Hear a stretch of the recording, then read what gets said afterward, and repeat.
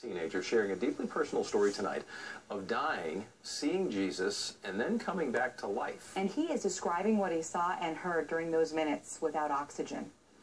CBS 11's Ken Molestina with an exclusive tonight.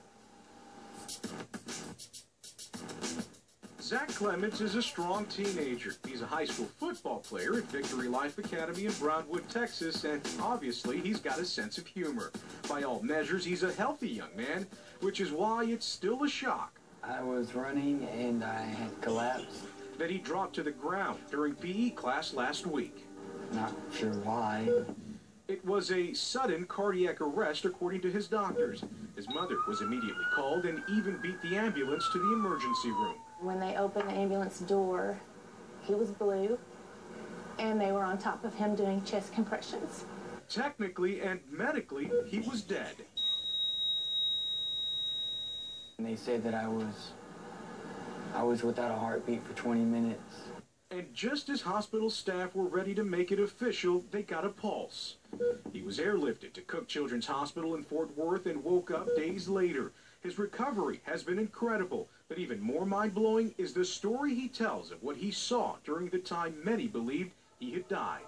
I saw a man that had longish kind of ruffled hair with a kind of thick beard, and it didn't take me long to realize that that was Jesus. He's describing what his family is convinced was a near-death miracle. I went up to him and he put his hand on my shoulder and told me that everything will be all right and not to worry. I was just calm and just at peace.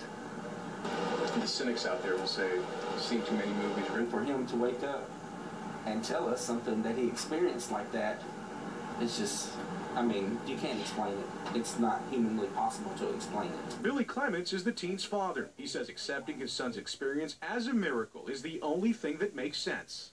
And that's what we're standing on. That was a written word from God that we got, and we're going to hold on to that. Do you think this is something that might strengthen your faith?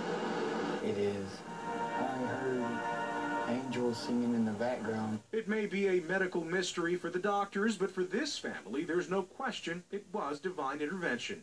I'm just glad he decided to let me have my baby back.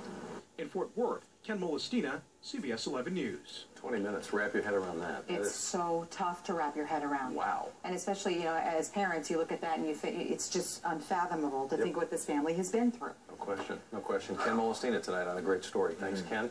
Larry Mowry, big day out.